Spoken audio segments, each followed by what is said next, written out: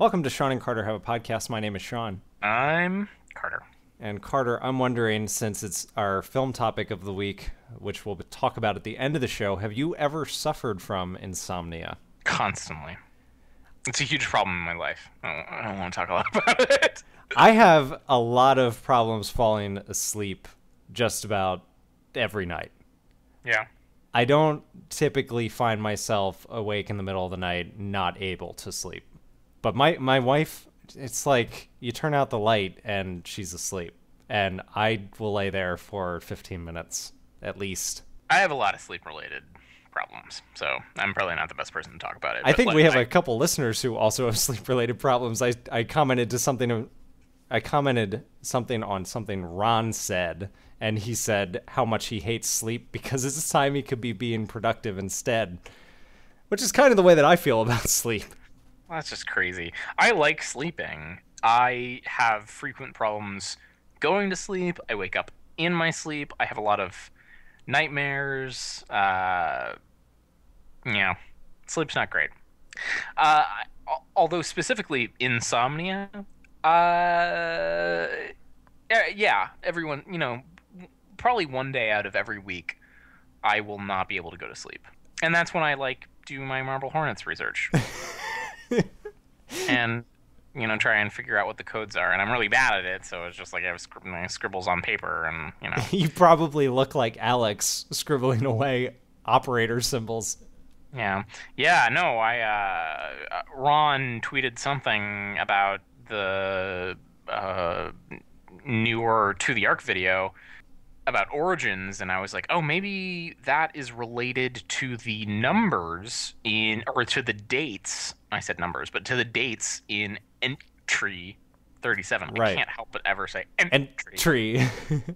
So I wrote all the dates down, and I started turn the months into numbers and take the 19s out of the years and turn the PMs into military time, and at the end of it, I just had, these. You had 42. I had sentences that were like, and I'm like, that's probably not what they were going for. So yeah, sleep's not great. Do you have nightmares? Do you have a lot of nightmares? I don't have dreams. I mean, I know I do. You don't remember them. I just don't remember them. I remember a dream probably once every 4 or 6 weeks. I have a whole other life in my dreams. I remember them all. It's a curse, man, to remember your dreams, all of them. My uncle dreams every single night and remembers every single one the next day. I think we've mentioned this before, but I'm just going to bring it up again because I'm sure people have forgotten or whatever. I have dreams that are basically just stuff that I do in real life, but I dream it. Your brain is so bored. And then, yeah. I don't know what my brain is It's doing. I don't know what to do today. I guess I'll just go to work. I go to work or I do something, and then, so this is the curse. I'll give you an example. This has happened 10 or 20 times. I will wake up at 4:30 in the morning, and I'm like, oh, it's too early. I go back to sleep. I need to wake up at 6 or whatever. And then I will dream that I've gotten up, brushed my teeth, showered, and I'm ready to go to work. And then I wake up, and I start putting my clothes on, and then I realize, wait, Didn't I already do this? I'm like, and then I smell myself, and I'm like, I smell gross. My teeth are all weird. Damn it! I dreamed that I did these things. I didn't actually. And that is the most frustrating experience in the world. Because you're like, oh, I'm ready to go. Let's go to work. I'm gonna. And the way dreams work, you only dream for a couple minutes, so all of that stuff, all that morning routine stuff that seemed like it took a long time, in your head it probably just took a couple seconds, and your memory recorded it as a full activity. And it's brush, shower, blah, blah, blah, I'm ready to go. And wake up, and then you have to actually do that. And then you feel cheated. You're like, man, in my dream, I did this in 7 seconds. This takes 15 minutes. Hate it. I hate dreaming. I used to remember dreams a lot more when I was younger. And I felt like I had continuations of dreams, like you said, like another world that my brain just activated sometimes when I was asleep. I'm actually I don't want to think about it too much, but I have this like whole stream of dreams that I've had since I was a kid of like, it seems like a whole nother world that's like going on. But this is actually a Stephen King novel. It's called Lisey's Story. If you've never read it, or if someone out there has, that's actually what happens. I have not read that. What is it? Lisey's Story. Lisey's Story? Lisey. I don't know why he picked that ridiculous name for the title, but that's what it is. Say that? Lisey. Lisey. Yeah. Oh, there it is. Lisey's Story. It's one of those Stephen King novels that probably could have been romance story. Yeah, it probably could have been 250 pages, and instead it's 600.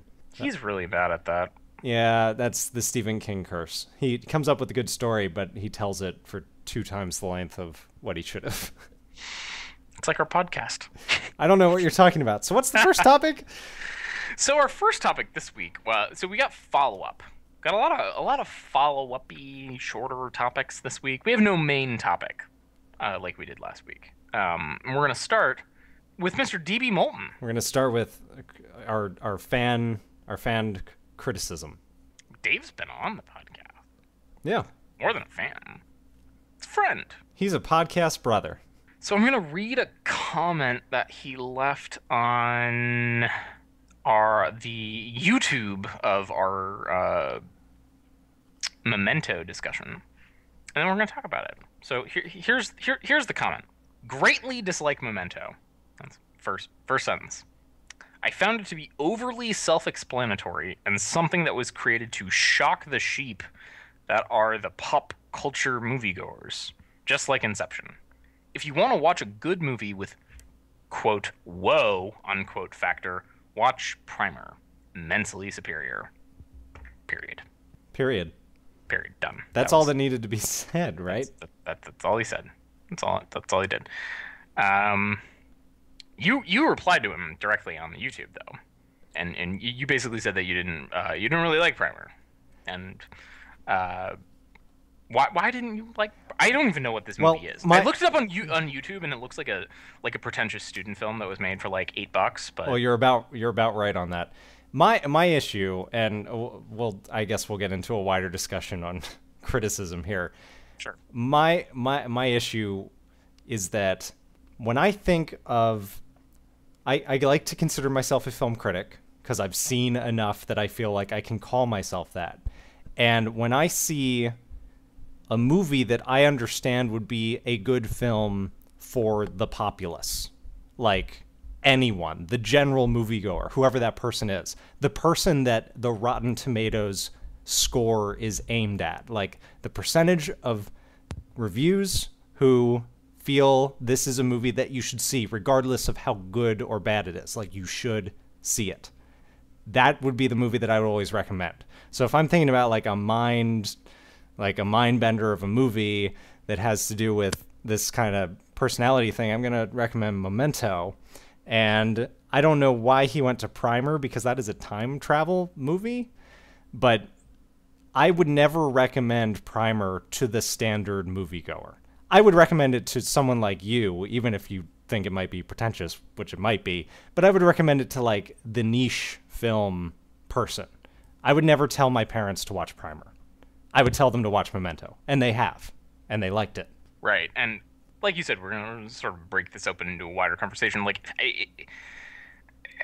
if I listened to our discussion of Memento and didn't really like Memento, and I think that's the issue here for Dave, is that he just doesn't really like Memento. It's not that he doesn't like it. He dislikes it. Sure. Which I think is different. Well, what do you mean? Well, like I watched Insomnia last night with Alicia, and she made the point that she doesn't like Al Pacino. And I said, do you mean you dislike Al Pacino or you don't like? And she said, I don't like. And I said, so you can look at his performance in a movie and be like, yeah, that's a good performance. I'm not like sold on Al Pacino. He's not my and she's like, yes, that's exactly it. I don't think it's a bad performance. I don't think he's a bad actor. I just don't like him. Dave dislikes Memento. Or maybe he objectively dislikes it rather than subjectively dislikes it. Yes. It's not just that he personally doesn't think it's a good movie. He thinks that everyone should think it's a bad movie. movie. That's the way I feel about Blade Runner. I don't like Blade Runner. I have a lot of problems with it. Beautiful, but I understand that it is a great movie, and I understand that many, many, many people think it is a fantastic film. So for that reason, I would never say I dislike it. I just don't like it.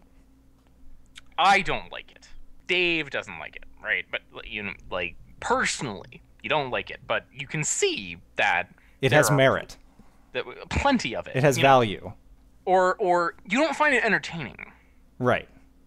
So okay. That's all fine. I mean, and if what you were just talking about, like, let me recommend another movie, right? Let's say that I personally don't like Memento, and I want to recommend another movie for you, and I'm really, really, actually, genuinely sorry that I haven't seen Primer, so I can't sort of weigh apples to apples. But if someone was like, I didn't like Memento, but I want to see another movie kind of like it, I would say, well, maybe you should watch Eternal Sunshine of the Spotless Mind. Excellent example. Right? That's probably more in the same vein as Memento of, like, mind and consciousness. What your memory means to who you are. Right. You're sort of like, well, you didn't like Memento, but you like what they were doing with it. Well, maybe you should see Eternal Sunshine of the Spotless Mind. Maybe you'd like that better. It has very different actors. It's told in a very different way, with many different conventions, and maybe you would like this. If you were like, you mentioned that you and Alicia were at the what food thing were you at? The fancy food show. The fancy food show. Like, let's say you're what at a great name, I know. Well, let's say you're at the fancy food show and you go to, like, you're in the cheese section and you go to, like, one of the cheese booths and you try one of the cheeses and you're like, I don't really like this, but I find this interesting, but I don't really like this. Like, someone can say, well, maybe try the next booth. Right? And it's like, well, maybe you'd like this cheese. It's different but similar, and I think what you're saying is, like, Primer is like saying, I didn't really like this cheese, and you're like, well, maybe you should go to the grape section of the fancy food show. Yeah, I think he was just throwing out another movie that he considered kind of like a screw with your mind movie, but I think they are very different. Very different. Yeah, and also, like, I think comparing any movies is often a matter of, like, there is no comparison. I think you're right. I think my whole issue of coming down to, like, a saying that I dislike or I hate something is the problem that I feel with it's judging art. And yes, you can say, like, I would recommend seeing it or I wouldn't, but it's still, like, an art decision, and it shouldn't be just, like, I don't know where I'm going. No. I understand. I think I understand where you're going. I want to talk to Dave. Yes, no, and we're gonna finish with that thought of. We want to talk to Dave of how to communicate with us, but like let's stay on Memento and his comment. So, I'm sorry, Dave, but I'm gonna have to dissect your comment. You knew what you were. He should have known what he was getting himself into by putting the comment there in the first place, that Carter is a fanatical critic, and he's probably going to dissect every word of every sentence that you put there. I'm going to do that. I'm sorry. I have to. He put it there. Greatly dislike Memento. Well, okay. What does that mean?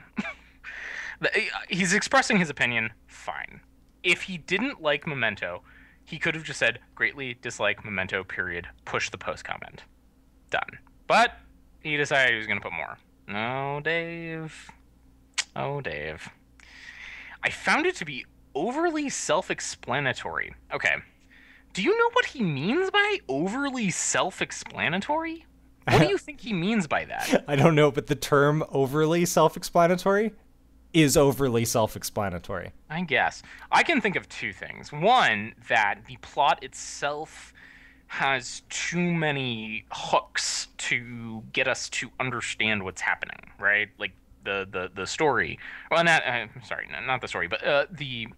Oh man, I should have the Wikipedia. Of We've got the one plot moving backwards and the one plot moving forwards. The actual I can't think of the word itself. There's in the Wikipedia article that they it's probably some French term. It's some French word. How the story unfolds. Like, maybe he's saying that's too self-explanatory. What I can think of for that is maybe he doesn't like how every color scene, the beginning of it matches up with the end of the previous color scene, right? Like, you're just like taking me for a ride. I would say that that's valid that it does that, and it's, I don't know, a cheat, or, it's happening. But, you couldn't have... the movie wouldn't work without that, because, you'd get lost. You need to ground yourself somewhere. Right. Like I said, I don't know if this is what Dave is saying. And there's another thing. One of the things that I noticed about Memento when I was reading all of the research and reception information on Wikipedia is the neurologists that they've consulted since the movie came out about like how the movie was presented all said that this is the best interpretation of the way one of these people actually experiences life. They said it accurately portrays this kind of memory loss. Yes. So Leonard, like the way that the way that we see him, that's the way that this actually happens. And then Christopher Nolan has decided to tell a movie to try to get someone who doesn't have this condition to kind of think about it, right? So the analogy I would say is, look around your room right now and then close your eyes and then open them. Okay, so the time when your eyes were closed, that's kind of like what it is for a blind person. But not really, because the blind person can never open their eyes and compare what you are normally able to do with this other experience. You're never, ever going to be able to tell a story or to make someone feel the way Leonard does, like, really. But you can kind of show them, this is sort of what it's like to be someone who has anteroretrograde amnesia, right? You sort of forget things. And I'm going to tell it to you in the story. And the only way that you can get someone who doesn't have that condition to understand that is to tell it to them in a story that makes sense, and that's why you need to link it up. If Nolan didn't link those bits up, you'd be totally lost, and you'd be like, I don't know what's going on. I mean, you'd have 1% of the audience who would be like, yeah, I got it, and then the other 99 would be struggling to piece together the meaning or any sort of coherence from the plot. Yeah, it's like the difference between saying, like, close your eyes for a while and then open them and gouge your eyes out with a knife, right? Like, the people who close their eyes and open them, they're like, okay, I kind of sort of understand what it's like to be a blind person. The people whose eyes are gouged out with a knife, you're like, oh my God, I don't know what's happening right now. And maybe 1% of them are like, I'm going to compare this to like to be a sighted person and not. So that's my one thing. The other thing that I think Dave might be talking about, and to call back to what you were saying, I want to talk to Dave because this comment was too short. Maybe he's saying overly self-explanatory. Maybe he's talking about how Leonard talked about his condition so frequently. Right? It's like, I can see Dave saying, like, they were beating me over the head with how it's like, I can't make new memories, and I don't know who you are, and I got these photos, and I write things down, and I can't remember things, right? Right.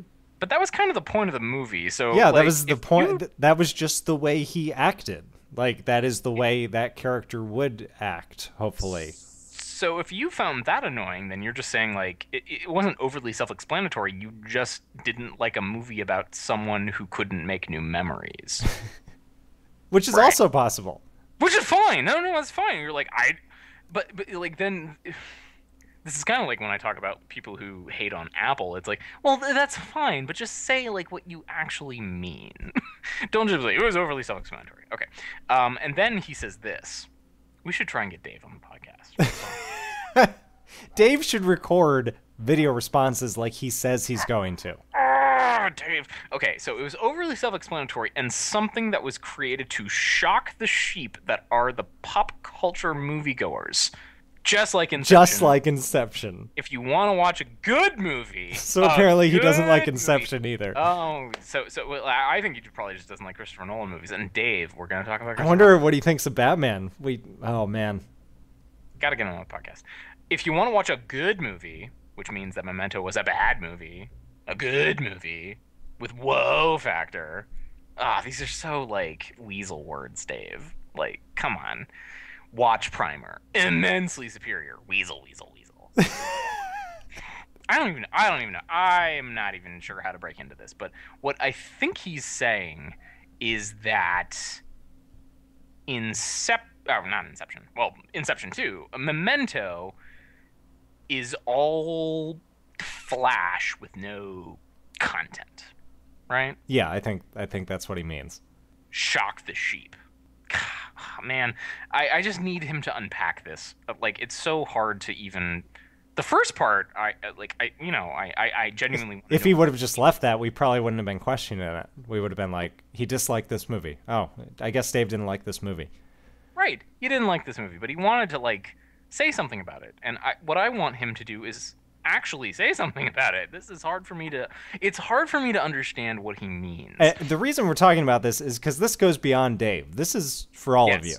Especially, like, our most loyal listeners, or people like Elaine and Ron, and people who, like, we've had, like, Dave has been on the podcast, people who are with us here, and we like you, and, you know, we value your thoughts.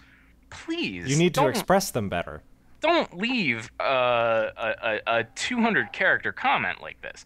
You know, like, write a blog post, leave a video response, you know, find a way to actually articulate all of your thoughts. Like, I almost feel like bad for Dave, because right now, you and me, Shawn, we get to say all the stuff we want to say.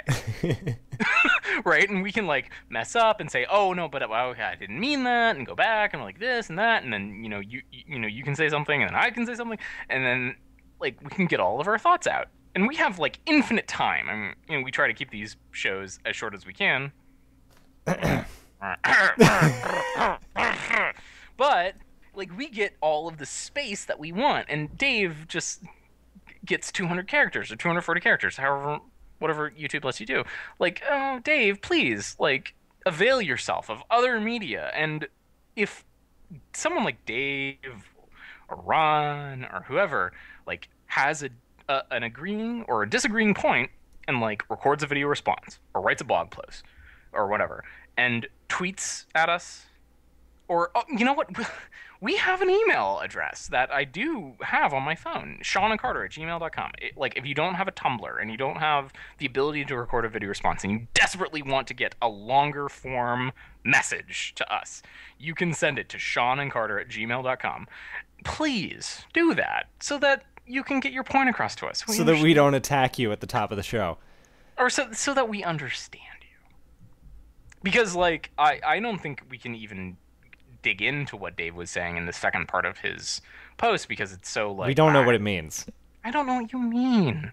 Tell me what you mean. Come on the show and tell us what you mean, Dave. Come shock our sheep. Yes. Now we will attack another one of our listeners. This is why people listen to us. They Because can't wait to get attacked. Like, I'm going to send something in and they're going to rip me. Oh, yeah, probably. So here's the problem with offhanded comments on Twitter. Carter? You just post these things on there. I'm going to read them. Shawn's going to read them. Like, I've seen you do this before. Like, someone tweets some kind of snarky thing and you hit them back. Like, that's what you do on Twitter. But there's also these kind of, you know, underlying reality here. Will Ricari tweeted something. I'm going to read you what he tweeted. This is like sort of our, let me read you the things that our listeners say to us. Here is what Will tweets. For fun, I went through he meant and I'm just going to attack him for everything. You're going to make editor's notes on his tweet. Grammatical mistakes here. And clicked all the most expensive options for a Mac Pro. For fun. For kids. The most expensive Mac Pro you can get costs $16,737.95. Wow. So, I assume the subtext here is, man, Apple, you're so stupid. Why are you charging us so much for all this crap? Right? Like, why are you charging us so much for the RAM? Why are you charging us so much for the hard drives? And your stuff is so expensive, and you're dumb. That sounds that sounds like one of his vlogs, so I think you nailed it. Thank you, man. Thank you, Shawn. So I replied to him on Twitter, and I was like, hey, things, what about this? What about that? And he was like, I was like, yeah, it gets you a lot of stuff. And he's like, well, I can get, they're charging me $2,000 for the RAM, and I can get it for like $400. That's like 5 times more. And I said, okay, yeah, that's right. And yes, you're right. That's right. That's totally right. I would never recommend. Never. Someone's like, I want to get the most powerful Macintosh you can get, and I want it to have everything. All the bells and whistles. What should I do? I would say, get the stock Mac 12-core Mac Pro, and then buy RAM to upgrade it, buy some extra hard drives, buy cards, put in the PCI slots or whatever. Like, that is what you need to do. It's a MacBook Pro. You must be a pro if you want it. Do it yourself. Right, you're a pro. It's in the name. It's a Mac Pro, Macintosh Pro. You're getting this 50-pound giant workstation, and I'm like, it's a workstation, by the way. This is no way a consumer product. Like, and the freaking door just like pops off the side. It is not a sealed, iPad with the screen glued to the aluminum and you can't ever open it, and if you do, it'll explode. Like, this is a thing meant to be opened. Like, you should upgrade. Yeah, you even made the point that you were thinking about someday in the future buying one for the express purpose of having it be able to be upgraded. Yes, and I would upgrade. And you would do it yourself with a screwdriver. I've upgraded my MacBook Pro that is sitting in front of me right now. I put more RAM in it, and I've literally ripped the optical drive out and put another hard drive in it. That is not a consumer process. I think about, like, when we're talking about computer consumers, we're talking about, like, most people, right? Most people have a computer. Yeah.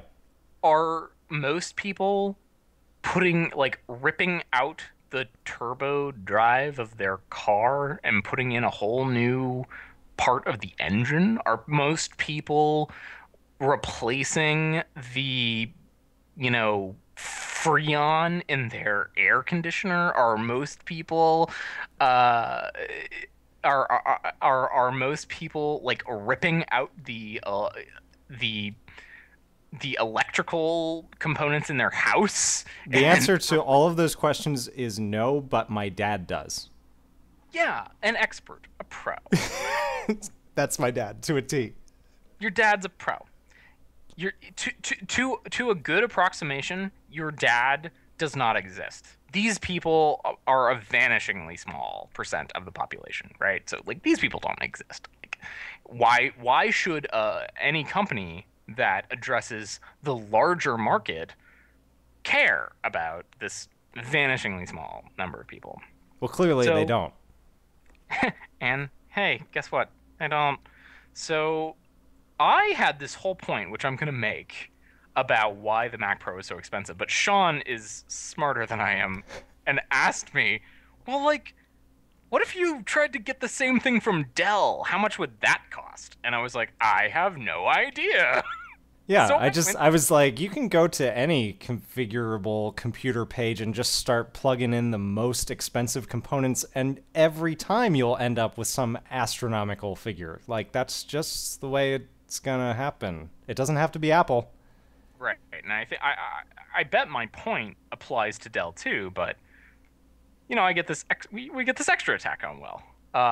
So hey, Will, if you go to Dell and go to the workstation section under the medium and small home, We tried to find as equivalent a thing as we could. We actually couldn't even get most of the components that you would get with a Mac Pro. right. So like the best Dell you can get is an 8-core. It's a 12-core on the Mac Pro. So right there's a lot of difference. Whatever. So we went to the Precision workstation. The Mac Pro is basically a workstation, and I went through and picked basically all the most expensive things. And on Dell, there are so many most expensive things because they're like, I had to restrain myself because It's like, they're like anything that's in their factory. They're like, do you want this? We've got an umbrella. Do you want that in your computer? jeez. Yeah, so I restrained myself, but basically I picked all the things to make it kind of like a Mac Pro, but it's not. It doesn't have the same the biggest thing is it doesn't have the same CPU. But anyway, I picked all the most expensive things on the Mac Pro and no accessories. But if you go to Dell.com and go to the workstation section for small and medium businesses, this website is just nonsensical to me, and pick the Precision T3600, you will be able to configure a computer for $19,442.80. I could almost end my discussion there. Ha! Mac Pros are $3,000 less expensive. Blah, blah, blah. But why? Why are they so expensive? But the point is, you would never do this. You would never do this. Why are they so expensive? That's the underlying question. Like, right? Well, why are they so expensive? When I can go out and buy RAM for $40 and I can get, Apple's trying to sell me a 512 SSD for $1,200 and I can find one for $600. Why are they selling it to me for $1,200? Apple's a bunch of douchebags. That's the sort of subtext. Or overt non-subtext, like, they're dumb. Why are they doing that? Well, two things. One, it's the supply chain. We've talked about this a lot. If you are Apple or Dell or a big multinational company, what you want to be able to do is build your product, put it in the box, and shrink wrap it, put it on the boat from China, and get it to America. And you don't want any interruption there. You're just like, we're going to make it, put it in the box, shrink wrap it, put it on the boat. This is not a have it your way is ideal situation. No, and you might go to Apple's website and think that there's actual build to order, but there's not really. Like, you go to the MacBook Air section of the website, and you're like, oh, well, I can get an 11-inch or an 13-inch. And in the 11-inch, I can get a bigger hard drive, and I can get more RAM, and I can get this, better CPU, whatever. Apple sells bajillions, hojillions, femtobrillions of these machines. That's a real number. That's a real number. Google it. A Google of these machines. A Google of them. All the time. And they're not really building them to order. They have analytics on what people are buying, obviously. They just have projections and they make them. Yes! They're like, we're getting more of the 11 inches with this option. Let's make more of them this week. And put them in the box and shrink wrap them and put them on the boat and get them out there. It's just cheaper and easier and more efficient to do it that way. Especially when you are... So here's the analogy that I came up with. And it may be imperfect. The analogy I'm going to draw is... Primer. No. The Secret Service. Weird, yes, I know. Like the United States Secret Service? Yes, like the United States Secret Service. So the Secret Service, and they're protecting whoever, the president, first lady, whoever, protecting someone. They have policies in place, and they follow them 100% of the time. Not 90% of the time, not 95% of the time, not 99.9% of the time, 100% of the time. If you are the daughter of the governor who is going on the stage with the president and you don't have the right little badge or credential or whatever, the Secret Service agent is going to say, You no, you don't can't go get back on there. the stage. No, sorry, you can't go back there. And they're like, but like, and they might even know that you're the daughter. But it's like, no, this is the policy. You must have this little blue thing on you, and if you don't, you can't go back there. Period. Doesn't matter. No exceptions. I think I'm realizing right now that most of my knowledge of the Secret Service is being recalled from Tom Clancy novels. Well, there you go. I'm sure it's accurate. It is. And why do they do that? Because the stakes are so high. Yeah. There is no room for 99% with the president. It has to be 100%. Doesn't matter. We cannot deviate from our policy, period. That's the way it works. Let's take it to Apple.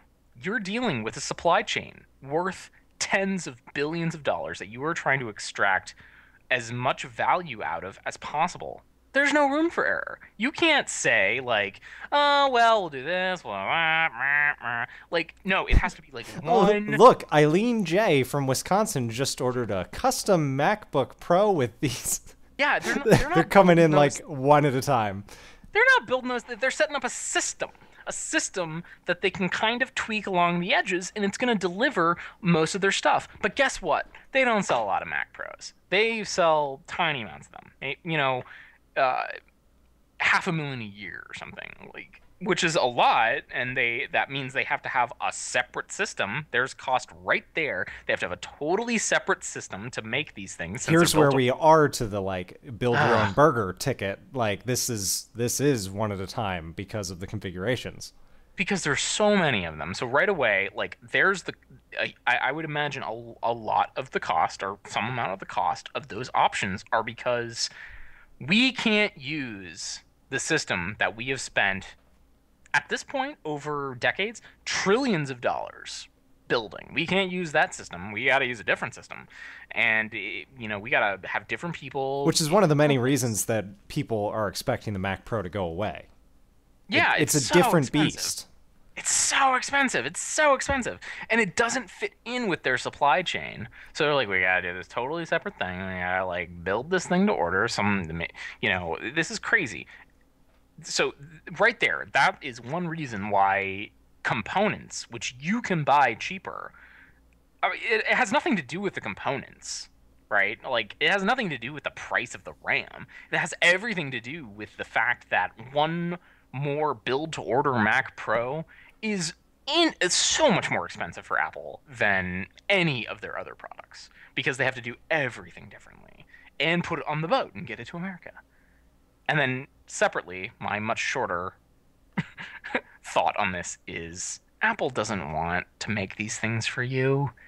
So they're going to make the prices higher so you just do it yourself. They're discouraging you from doing these built orders, right? You're Ricari, and maybe you want a Mac Pro. You're me. I am the Mac version of Will. Yeah. It's like, I want a Mac Pro. I want like a big computer that can do a lot of stuff. I'm gonna buy the most expensive 12-core, blah, blah, blah, blah, blah. And it's like, I want a lot of memory, and I want a lot of hard drives. And I look at the website, and I'm like, you're crazy town. I'm not spending that much to upgrade my RAM and my hard drives. I can do it on my own.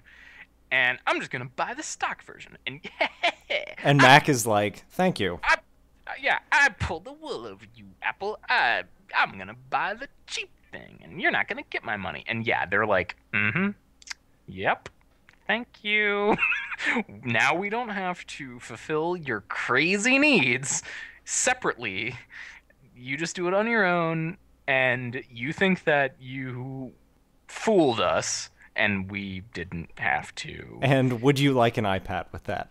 And buy an iPad and a MacBook Air and this and that and the other thing. So that was what I had to say about that. And also, $19,442.80. Boom. Yeah. Lawyered. I'm not a lawyer. And fans who we've attacked, or I've attacked, we've attacked. Maybe consider video responses or blog posts or something, and not just like Tiny comments. They're going to comment on this episode. I disliked this episode. Period. Post. Done.